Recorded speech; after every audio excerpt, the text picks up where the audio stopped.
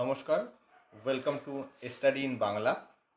দেখো, তোমাদের জন্য ইতিহাসের মুঘল যুগ থেকে 100টা এমসিকিউর একটা সেট রেডি করেছি, যেখান থেকে প্রথম 30টা এমসিকিউ আজকে আলোচনা করা হবে এবং এই 30টা এমসিকিউ সম্পর্কিত যেসব তথ্যগুলো আছে সেগুলো তোমাদের আজকে প্রোভাইড করা হবে। দেখো, এই বর্তমানে যে সমস্ত এক্সামগুলো হচ্ছে সেই সমস্ত এক্সামের প্রশ্নের গভীরতার উপর নজর রেখে এই 100টা এমসিকিউ এবং এর বিষয়বস্তুগুলো আমি তৈরি করেছি। তো চলো প্রথম প্রশ্নটা আজকে দেখা যাক। প্রথম প্রশ্নটা কি বলেছে, মুঘল সাম্রাজ্যের প্রতিষ্ঠাতাকে। দেখো, আমরা সকলেই জানি মুঘল সাম্রাজ্যের প্রতিষ্ঠাতা হচ্ছে বাবর। মুঘল সাম্রাজ্যের প্রতিষ্ঠাতা হচ্ছে বাবর। তাহলে বাবর সম্পর্কে আমরা কিছু তথ্য জেনে নিই। দেখো, বাবরের জন্ম হচ্ছে 1883 সালে 14ই ফেব্রুয়ারি কাজাকিস্তানের ফারগানা প্রদেশে। তার বাবা ছিলেন ওমর মির্জা, যিনি তৈমুর লংয়ের বংশধর, এবং মা ছিলেন কুতলুক নিগার খানাম, যিনি চেঙ্গিস খাঁর বংশধর। দেখো, বাবর সম্পর্কে বলতে গেলে যেটা না বললেই নয়, সেই জায়গাটা হচ্ছে সমরকন্দ।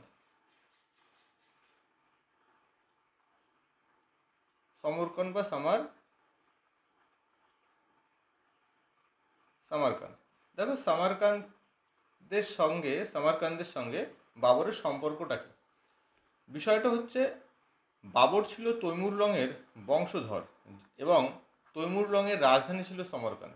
তাই বাবর মনোপ্রাণে আশা প্রকাশ করত যে তৈমুর লংয়ের সাম্রাজ্য এবং সেই কারণে তৈমুর লংয়ের রাজধানীও বাবরের প্রাপ্য। তাই বাবর বারবার সামারকান্দে আক্রমণ করেছে এবং অধিকারে আনার চেষ্টা করেছে। বেশ কয়েকবার সে অধিকারে এনেছে, কিন্তু বিভিন্ন কারণে তার অধিকার সেখান থেকে হারাতে হয়েছে। তো শেষ পর্যন্ত কি হয়, সায়াবানি খান দ্বারা বিতাড়িত হওয়ার পর 1504 সালে বাবর কাবুল দখল করে এবং কাবুলে একটা সাম্রাজ্য স্থাপন করে। এরপরে কাবুল থেকে ভারতবর্ষের প্রতি বাবর বারবার আক্রমণ করেছে এবং প্রথম আক্রমণ করে 1519 সালে। তবে এইগুলো ছিল কি, প্রান্তিক কিছু ছোট রাজ্যের উপরে আক্রমণ। এরপর সবথেকে বড় আক্রমণটা তখনই করে যেটা ভারতবর্ষের ইতিহাস বদলে দেয়, সেটি হচ্ছে 1526 সালে। এটি কখন কীভাবে সম্পন্ন হলো? বলছে, তখন দিল্লিতে সুলতানি বংশের ইব্রাহিম লোদি শাসন করত। ইব্রাহিম লোদির চাচা দৌলত খান লোদি বাবরকে আমন্ত্রণ করে ভারত আক্রমণের আমন্ত্রণ দেয় এবং 1526 সালে বাবর ভারত আক্রমণ করে এবং কি হয়, ভারতবর্ষের সুলতানি সাম্রাজ্যের পতন ঘটে এবং মুঘল সাম্রাজ্যের সূচনা হয়। দেখো, তার পরের প্রশ্ন কি আছে, পানিপথের প্রথম যুদ্ধ কত সালে হয়েছিল? আমরা সকলে জানি পানিপথের প্রথম যুদ্ধ হয়েছিল 1526 সালে। দেখো, এই সম্পর্কে আমরা কিছু জানি। পানিপথের প্রথম যুদ্ধ হয় 1526 সালে 21শে এপ্রিল। দেখো, কিছুদিন যাবৎ লাস্ট কিছু পরীক্ষাতে সালটার সঙ্গে তারিখটাকে জিজ্ঞাসা করা হচ্ছে, প্রশ্নটার মানটাকে একটু উঁচু করার জন্য। ওই জন্য তারিখগুলো আমি দিয়েছি তোমাদেরকে, তারিখগুলো একটু মাথায় রাখার চেষ্টা করবে। কী হলো, দেখো, পানিপথের প্রথম যুদ্ধের ফলাফল কী ছিল? এতে ইব্রাহিম লোদি পরাজিত হয়। সাথে সাথে কী হয়, প্রায় 320 বছরের সুলতানি সাম্রাজ্যের অবসান ঘটে এবং ভারতবর্ষে মুঘল সাম্রাজ্যের প্রতিষ্ঠা হয়। এই পানিপথের প্রথম যুদ্ধের সঙ্গে দুটো শব্দ খুব পরিচিত এবং শব্দ দুটো তোমাদের জানা উচিত। সেটা হচ্ছে, একটা তুলগুমা আর একটা হচ্ছে আরাবা। দেখো, তুলগুমা আর আরাবা কি জেনে নাও। বলছে, তুলগুমা হচ্ছে বাবর তার সেনাবাহিনীকে ছোট ছোট দলে ভাগ করে শত্রু বাহিনীর উপর চারিদিক থেকে আক্রমণ করত। এই যে আক্রমণ পদ্ধতি বা যুদ্ধনীতি, সেই যুদ্ধনীতি তুলগুমা নামে পরিচিত। অপরদিকে কি আরেকটা শব্দ কি, আরাবা। সেটা কি বলছে, বাবর সেনাবাহিনীর সামনে, নিজের যে সেনাবাহিনী এখানে থাকতো, সেনাবাহিনীর সামনে গরুর গাড়ি দিয়ে একটা এরকম প্রতিরোধ তৈরি করত এবং সেই গরুর গাড়ির প্রতিরোধের পেছনে থাকতো সেনাবাহিনী এবং তার কামান থাকতো এবং সেখান থেকে কামানের গোড়া শত্রুপক্ষের উপরে নিক্ষেপ করত এবং এই পরীক্ষা বা এই প্রতিরোধের ফলে কামান পর্যন্ত শত্রুপক্ষ পৌঁছতে পারত না। এই যে পদ্ধতিটা, এটাই আরাবা নামে পরিচিত। দেখো তোমরা কেন এই দুটো শব্দ জানবে, কারণ পরীক্ষাতে অবশ্যই দিয়ে দিতে পারে যে তুলুগুমা কী বলে 4টে অপশান দিয়ে দিত, তার মধ্যে একটা থাকলো যুদ্ধনীতি, বা আরাবাকি একটা অপশান থাকলো যুদ্ধনীতি। ওই জন্য তোমাদের এই দুটো শব্দ খুব ভালোভাবে মাথায় রাখা উচিত। গেল। এবার দেখো আর একটা ছোট্ট ইনফরমেশান দিই, যেটা পরীক্ষায় আসবে না, তবুও তোমাদের দিয়ে রাখি, তোমাদের বিষয়টা মনে থাকবে। তাই দেখো, ইব্রাহিম লোদির সেনাবাহিনী ছিল খুব বড়, লোদির সেনাবাহিনী ছিল খুব বড়, সেই তুলনায় বাবরের সেনাবাহিনী ছিল খুব ছোট কিন্তু সংগঠিত, সুসংগঠিত, এবং বাবরের সেনাবাহিনীতে ছিল কামান বাহিনী। এই যুদ্ধক্ষেত্রে যখন কামানগুলো থেকে গুলি নিক্ষেপ করা হয়, বোমা নিক্ষেপ করা হয়, গোলা নিক্ষেপ করা হয়, তখন কি হয়, লোদির যে হস্তি বাহিনী ছিল সেই হাতিগুলো কামানের বিকট শব্দে বিশৃঙ্খল হয়ে পড়ে এবং তারা এদিক ওদিকে ছোটাছুটি শুরু করে। সেই ছোটাছুটির সময় প্রচুর সৈন্য, ইব্রাহিম লোদির নিজেদের সৈন্যরা নিজেদের হাতির পায়ের তলায় পড়ে মারা যায়। এর ফলে কি হয়, সেনাবাহিনী ছত্রভঙ্গ হয়ে যায়, যার ফলে সহজেই ইব্রাহিম লোদিকে বাবর পরাজিত করতে সক্ষম হয়। পরের প্রশ্ন বলছে, বাবর কাকে পরাজিত করে মুঘল সাম্রাজ্যের প্রতিষ্ঠা করেছিল? নিশ্চয়ই এটা বলার দরকার নেই, এটা হচ্ছে ইব্রাহিম লোদি, তোমরা সবাই জেনে গেছো বা জানো। বাবরের আত্মজীবনীর নাম, বাবরের আত্মজীবনীর নাম তুজুক ই বাবরি বা বা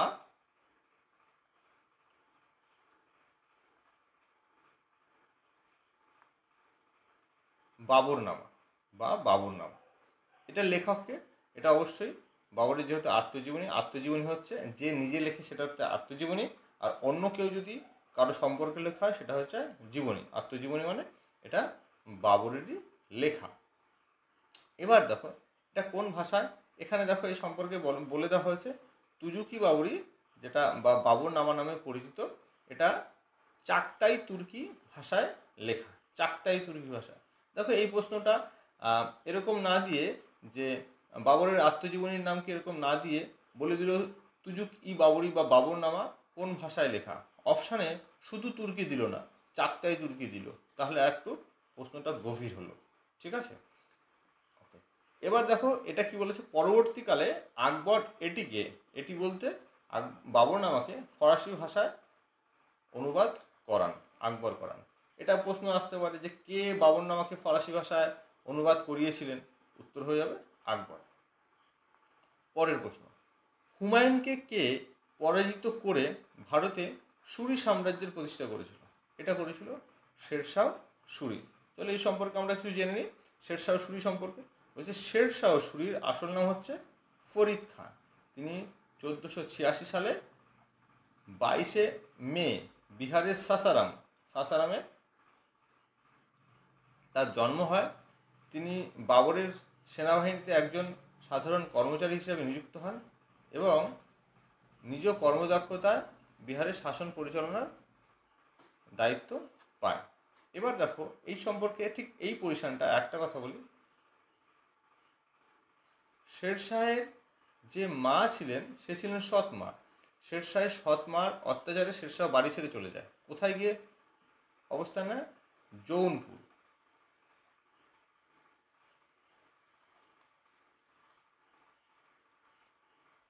জৌনপুরে অবস্থান করে এবং সেখানে তার পড়াশুনো হয় এবং সেখান থেকেই বাবরের সেনাবাহিনীতে সে কাজ নেয়। পরবর্তীকালে 1537 সালে কী করে, তিনি বাংলা জয় করেন এবং 1539 সালে চৌসার যুদ্ধ এবং 1540 সালে এটা কনৌজ, কনৌজটা ভুল হয়ে গেছে,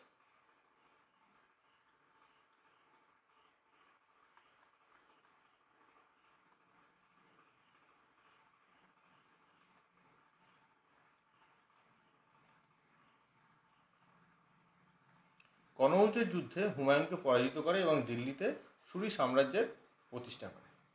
এবার দেখো শেরশাহের ইতিহাসে প্রচণ্ড অবদান আছে, অনেক অবদান আছে, যার মধ্যে সেই অবদানগুলো কী কী, তিনি বেশ কিছু ব্যবস্থা চালু করেন, তার মধ্যে ডাক ব্যবস্থা, পাট্টা কাবুলিয়ত, জিটি রোড যেটাকে আমরা বলি গ্র্যান্ড ট্রাঙ্ক রোড, যেটাকে আমরা জিটি রোড বলি, যার নাম ছিল সড়ক ই আজম প্রতিষ্ঠা করে, দাম নামক তামার টাকা প্রচলন করে। এছাড়া মোহর মোহর নামে সোনার টাকা, সোনার মুদ্রা, স্বর্ণ মুদ্রা, যেটা সোনার মুদ্রা প্রচলন করে। যা রুপিয়া, রুপিয়া যেটা ছিল রূপোর, এগুলো কিন্তু সব মুদ্রা, হ্যাঁ, রূপা মুদ্রা প্রচলন করে। ঠিক আছে, গেল। এরপরে দেখো 1545 সালে কালিঞ্জর দুর্গ অবরোধ করার সময় বারুদ বিস্ফোরণে তার মৃত্যু হয়। বারুদ বিস্ফোরণে তার মৃত্যু হয় 1545 সালে। পরের প্রশ্ন দেখো, হুমায়ুন নামা কে রচনা করেন? হুমায়ুন নামা রচনা করেছেন গুলবেদন বেগম। কে ছিলেন বাবরের সৎ বোন গুলবদন বেগম হুমায়ুন নামার রচনা করেন গুলবদন বেগম। হুমায়ুন নামা কোন ভাষায় রচিত ছিল? এটা ছিল ফার্সি ভাষায় রচিত। এটা হুমায়ুন নামা কি হয়? হুমায়ুন নামা এটা কে রচনা করতে বলে? গুলবেদন বেগম কে রচনা করতে? এটা রচনা করতে বলে গুলবদন বেগমকে রচনা করতে বলে আকবর।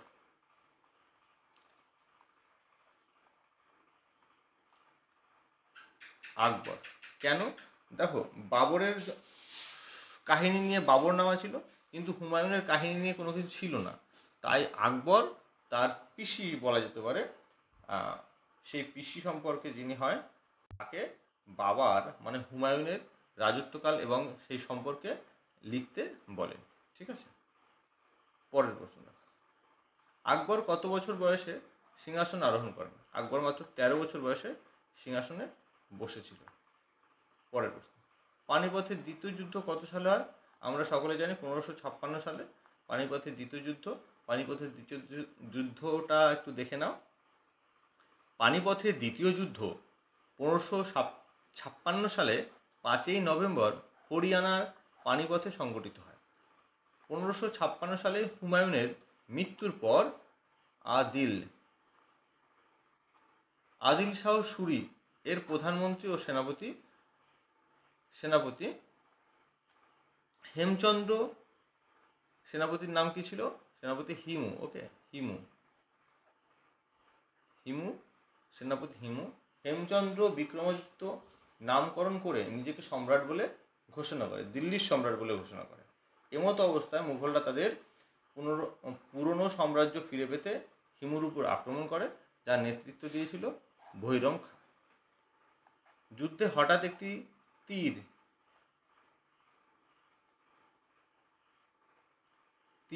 হিমুর চোখে এসে পড়ে, যার ফলে যুদ্ধক্ষেত্রে সে অজ্ঞান হয়ে যায় এবং সেখানে সেনাবাহিনী যুদ্ধ থেকে পিছিয়ে আসে এবং মুঘলদের জয়। ঠিক আছে, পরের প্রশ্ন বলছে, পানিপথের দ্বিতীয় যুদ্ধ কাদের মধ্যে হয়েছিল? আকবর ও হিমু বা হচ্ছে হেমচন্দ্র বিক্রমাদিত্য।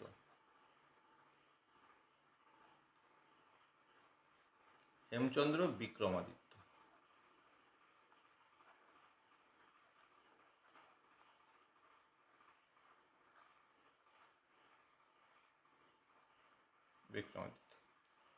পরের প্রশ্ন দেখো, বলছে আকবরের অভিভাবক কে ছিলেন? আকবরের অভিভাবক ছিলেন বৈরাম খাঁ। আকবর তার ধর্মীয় উদারতার নীতি গ্রহণ করেছিল। কোন ধর্মীয় উদারতা? আকবর তার ধর্মীয় উদারতার জন্য কি নীতি গ্রহণ করেছিল?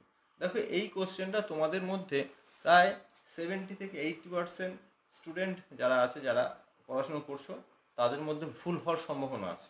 কারণ যেহেতু অপশানটা দেখো প্রথমে দ্বীন-ই ইলাহি আছে, আমরা সবাই জানি আকবর আর ধর্মীয় নীতি বলতে গেলে দ্বীন-ই ইলাহি, কিন্তু এটা ভুল। এটা উত্তরটা হচ্ছে সুলাহা-ই কুল। দেখো, মাথায় রাখবে, এটা হচ্ছে নীতির কথা বলেছে। নীতি, কোন নীতি? নীতিটা ছিল সুলাহা-ই কুল। দেখো, আমরা এই সম্পর্কে জানি। দেখো কি বলেছে, আকবর তার ধর্মীয় উদারতার জন্য সুলাহা-ই কুল নীতি গ্রহণ করেছিল। এটা হচ্ছে একটা নীতি গ্রহণ করেছিল, যার অর্থ হচ্ছে এইটার অর্থ হচ্ছে সর্বজনীন শান্তি। এবার দেখো, এই নীতি, এই যে সুলাহা-ই কুল, এই নীতি বাস্তবায়নের জন্য আকবর দ্বীন-ই ইলাহি নামক একেশ্বরবাদ ধর্মমত প্রচলন করে। তাহলে নীতিটা ছিল এই, আর ধর্মমতটা ছিল দ্বীন-ই ইলাহি। পরের প্রশ্ন, তাহলে দিন-ই ইলাহি কে প্রবর্তন করে? অবশ্যই আকবর। পরের প্রশ্ন, ওটাই দেখো একটু বিষয় একটু আছে। দিন-ই ইলাহি আকবর প্রতিষ্ঠা করে কত সালে? 1582 সালে। ঠিক আছে, 1582 সালে প্রতিষ্ঠা করে। আকবরের রাজস্ব মন্ত্রী কে ছিলেন? আকবরের রাজস্ব মন্ত্রী ছিলেন টোডরমল। আকবরের রাজস্ব মন্ত্রী ছিলেন টোডরমল। দেখো এর সঙ্গে সঙ্গে বলি যে এখানে যে কজন লোক আরও আছে, বীরবল, মানসিং, আবুল ফজল, এই সমস্ত লোকই এবং সঙ্গে টোডরমল, এই সবাই আকবরের সভায় উপস্থিত থাকতেন। আকবরের সভায় নবরত্ন দেখা যেত।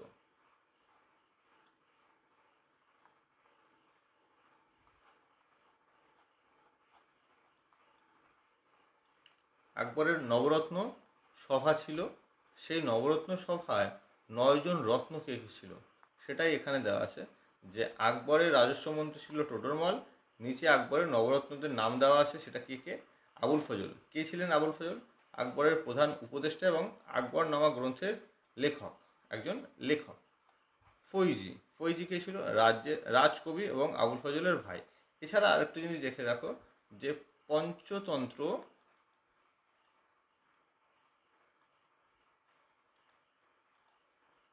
পঞ্চতন্ত্র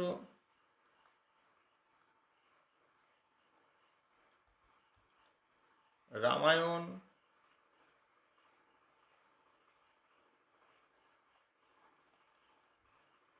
মহাভারত, এই সমস্ত গ্রন্থগুলোকে এই ফৈজি ফার্সি ভাষায় অনুবাদ করেছিল।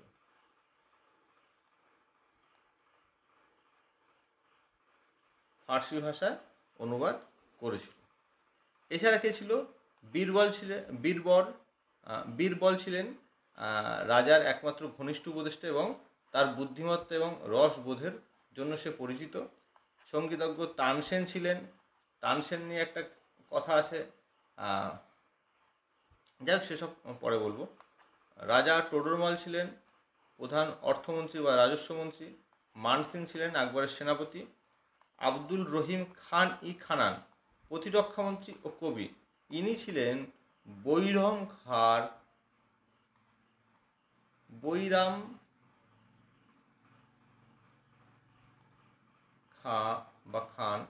এর বৈরাম খানের পুত্র ছিলেন। এছাড়া কে ছিল? ফকির আজিউদ্দিন ধর্মীয় মন্ত্রী ও উপদেষ্টা। আর কি ছিল? মোল্লা দো পিয়াজা স্বরাষ্ট্রমন্ত্রী ও আকবরের একজন উপদেষ্টা। কিন্তু এনার অস্তিত্ব নিয়ে ঐতিহাসিক মহলে মতবিরোধ আছে। পরের প্রশ্ন হচ্ছে আকবরনামা কে রচনা করে? আকবরনামা রচনা করে আবুল ফজল। তোমাদের এর সাথে আমি একটা প্রশ্ন দিচ্ছি, সেটা তোমরা আমাকে কমেন্ট করে জানাবে।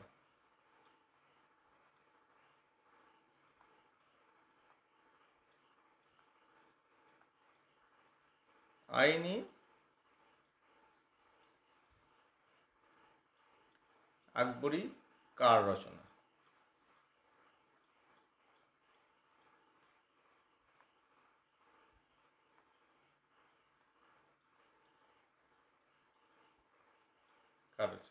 এটা উত্তর তোমরা বলবে, কমেন্ট করে জানাবে, এবং এই সম্পর্কে আমি কিছু তথ্য সে কমেন্টেই পিন করে দেবো, লিখে দেবো।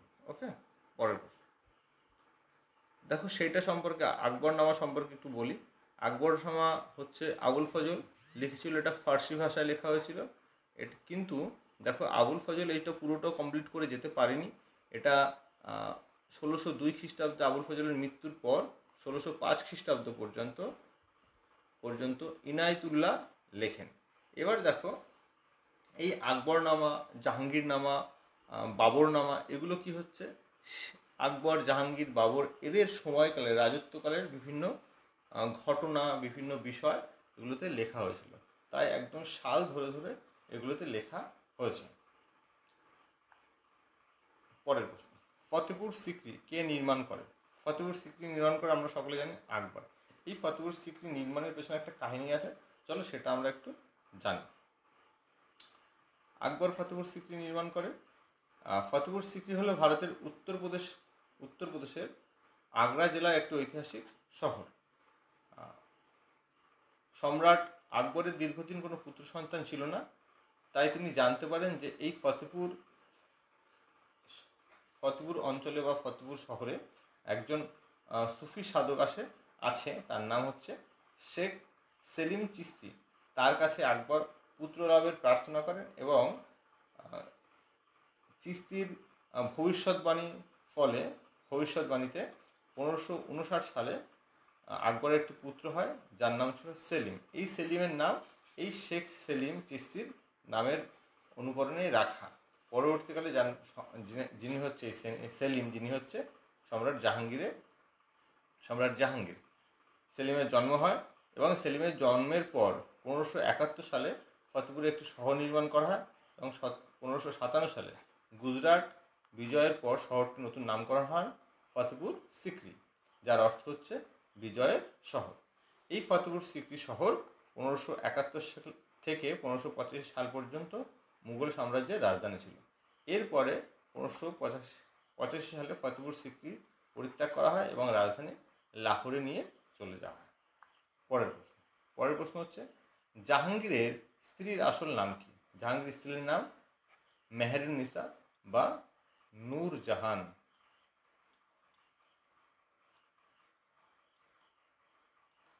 এই নূরজাহান যে নামটা, এটা জাহাঙ্গীরই দিয়েছিল, ঠিক আছে, নূরজাহান। আর তার আসল নাম ছিল মেহেরুন্নিসা। পরের প্রশ্ন দেখো, জাহাঙ্গীরের স্ত্রীর আসল নাম কি ছিল? নূরজাহান বা মেহেরুন্নিসা। এই জাহাঙ্গীরের 20তম স্ত্রী ছিলেন এবং প্রথম স্বামীর মৃত্যুর পর 1611 সালে জাহাঙ্গীর নূরজাহানকে বিয়ে করে। মানে নূরজাহানের আগে একবার বিয়ে হয়ে গেছিল। জাহাঙ্গীরের প্রথম স্ত্রী ছিল শাহ বেগম বা মানবাই। পরের প্রশ্ন, তুজুক ই জাহাঙ্গীর কে রচনা করে? তুজুক ই জাহাঙ্গীর রচনা করেছিল জাহাঙ্গীর নিজে। এটা একটি আত্মজীবনী। জাহাঙ্গীর নিজে রচনা করে, কিন্তু তার অসুস্থতার সময় মুতামদ খাঁ এবং মোহাম্মদ হাদি নামক দুজন ঐতিহাসিক এটা শেষ করেন, ঠিক আছে। পরের প্রশ্ন, শিখ গুরু অর্জুন দেবকে কে মৃত্যুদণ্ড দেয়? এটা হচ্ছে জাহাঙ্গীর মৃত্যুদণ্ড দিয়েছিল। দেখো কি বলেছে, শিখ গুরু অর্জুন দেবকে মুঘল সম্রাট জাহাঙ্গীর মৃত্যুদণ্ড দিয়েছিলেন। 1606 খ্রিস্টাব্দে তাকে লাহোরের দুর্গে বন্দি করে নির্যাতন করে হত্যা করা হয়। পরের প্রশ্ন, শাহজাহানের শাসনকালে কোন শিল্পের জন্য বিখ্যাত ছিল? শাহজাহানের শাসনকাল কোন শিল্পের জন্য বিখ্যাত ছিল? এটা হচ্ছে স্থাপত্য শিল্পের জন্য। দেখো, স্থাপত্য শিল্পে শাহজাহানের শাসনকাল যেটা ছিল 1628 থেকে 1658। এই সময় মুঘল স্থাপত্যের সুবর্ণযুগ বলা হয়। তার সময় বিভিন্ন উল্লেখযোগ্য স্থাপত্য তৈরি হয়েছে, যেগুলো হচ্ছে তাজমহল, লালকেল্লা, দিল্লির জামা মসজিদ, মতি মসজিদ আগ্রার, দেওয়ান ই আম এবং দেওয়ানি খাস। এই সম্পর্কে আমি একটু ছোট্ট বলবো, যেটা তোমরা মনে থাকে। দেওয়ানি আম কি ছিল? দেখো, আমরা বলি না আম জনতা মানে সাধারণ মানুষ, আর খাস মানে কি বিশেষ কিছু। আম হচ্ছে যেখানে লালকেল্লায় যেখানে শাহজাহান সাধারণ মানুষের সঙ্গে দেখা করতো, সেটা ছিল দেওয়ানি আম, সেই জায়গাটার নাম। এবং দেওয়ানি খাস কি ছিল? যেখানে বিশেষ মানুষ বলতে এটা তার প্রাইভেট প্লেস ছিল, যেখানে তার ব্যক্তিগত পার্সোনাল কাজ করা, রানীদের সঙ্গে দেখা করা, ব্যক্তিগত বিশেষ জায়গা দেওয়ানি খাস, যেটা লালকেল্লায় ছিল। এছাড়া কি ছিল? শালিমার গার্ডেন, যেটা পাকিস্তানের লাহোরে আছে, আর ময়ূর সিংহাসন। দেখো কি বলেছে, তাজমহল কে নির্মাণ করে? আমরা সবাই জানি এটা শাহজাহান নির্মাণ করে। তাজমহল কার স্মৃতিতে নির্মাণ করা হয়েছিল? মমতাজ মহলের স্মৃতিতে নির্মাণ করা হয়েছিল। এবার দেখো একটুখানি জেনে নাও যে তাজমহল সম্পর্কে। তাজমহল সম্রাট শাহজাহান নির্মাণ করে, তার প্রিয় পত্নী মমতাজ মহলের স্মৃতিতে এটা নির্মাণ করা হয়েছিল। মমতাজ মহল 14তম সন্তান জন্ম দেওয়ার সময় মারা গিয়েছিল এবং তার স্মৃতিতে এই তাজমহল তৈরি করা হয়। নির্মাণ কাজ শুরু হয়েছিল 1632 সালে এবং শেষ হয়েছিল 1653 সালে। এর প্রধান স্থপতি ছিল ওস্তাদ আহমদ লাহোরি। পরের প্রশ্ন, ময়ূর সিংহাসন কে তৈরি করেছিল? এটা তৈরি করেছিল শাহজাহান। শাহজাহান তৈরি করেছিল। বলছি সম্রাট শাহজাহানের নির্দেশে 1628 থেকে 1635 সালের মধ্যে এটি নির্মিত হয়েছিল। বেবাদল খাঁ নামক শিল্পীর তত্ত্বাবধানে এটি নির্মিত হয়েছিল। এটি তৈরিতে প্রায় 8 কোটি টাকা ব্যয় হয়েছিল, যা তাজমহল ব্যয়ের দ্বিগুণ ছিল। তাজমহলের নির্মাণ ব্যয়ের দ্বিগুণ। বিখ্যাত কোহিনূর হীরা এই সিংহাসনে খচিত ছিল, যেটা পরবর্তীকালে নাদির শাহ লুট করে নিয়ে যায় এবং বর্তমানে সেটা ব্রিটিশ মিউজিয়ামে আছে। এটির ডিজাইন এমন ছিল যে সিংহাসনে বসলে মনে হতো ময়ূর পেখম তুলে নাচছে। পরের প্রশ্ন, ঔরঙ্গজেবের শাসনকালে কোন শিল্প জন্য বিখ্যাত ছিল? শাসনকালে এটা ছিল হচ্ছে সাম্রাজ্য বিস্তার এবং ধর্মীয় গোড়ামির জন্য। মুঘল যে শাসক আমরা যাদের নাম পাই বিখ্যাত, তাদের মধ্যে ঔরঙ্গজেব ছিল সবথেকে ধর্মীয় গোড়ামি আচ্ছন্ন এবং সবথেকে বেশি অত্যাচারী বলা যেতে পারে। যাই হোক, জিজিয়া কর পুনরায় চালু করে ঔরঙ্গজেব। দেখো জিজিয়া কর সম্পর্কে একটু জেনে নাও। বলছে ঔরঙ্গজেব 1679 সালে জিজিয়া কর পুনরায় চালু করে।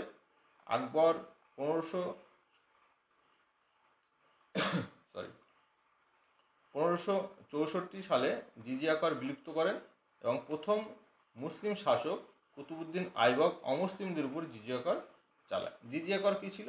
বলছে মুসলিম রাজ্যে অমুসলিমদের থাকতে গেলে অমুসলিমদের উপর থেকে এই জিজিয়া করটা নেওয়া হতো, যাতে অমুসলিমরা মুসলিম রাজ্যে থাকার অনুমতি পেত।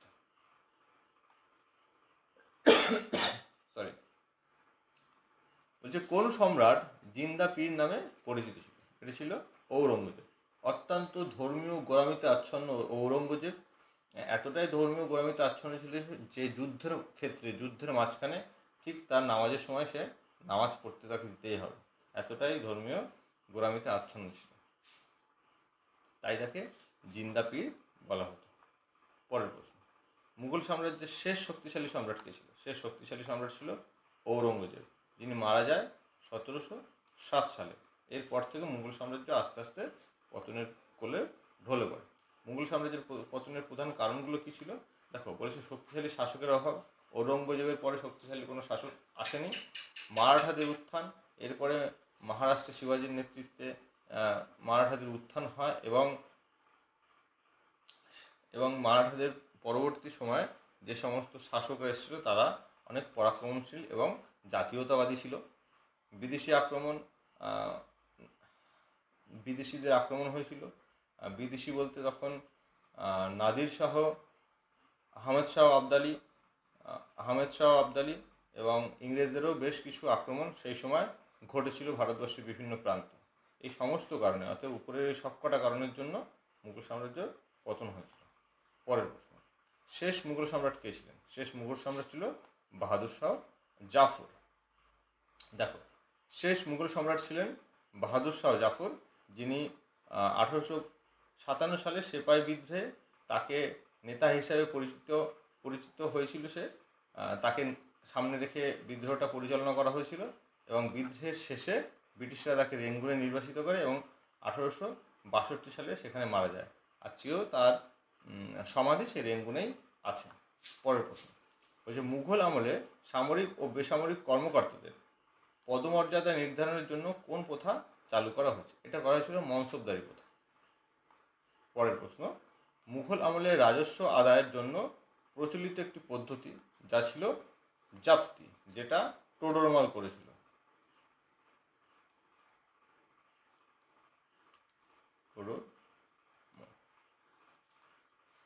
দেখো এই ছিল 30টা এমসিকিউ। আশা করি তোমাদের কাজে লাগবে এবং এর পরের ভিডিওতে আমি বাকি 70টা টোটাল 35টা এবং 35টা দুটো পার্টে ভাগ করে দেবো 100টা এমসিকিউ। 100টা এমসিকিউ করলে মুঘল সাম্রাজ্যের মোটামুটি যে ইম্পর্টেন্ট প্রশ্নগুলো আছে সেগুলো হয়ে যাবে। তোমাদের বাইরে মুঘল সাম্রাজ্যের এর থেকে আশা করি কোনো প্রশ্ন আসবে না এবং পরবর্তীকালে আমি অন্য সমস্ত চ্যাপ্টারের প্রশ্ন করানোর চেষ্টা করব। তো চলো আজকের মতন গুড নাইট, সকলে পড়াশোনা করো। থ্যাংক ইউ, ভালো থাকো।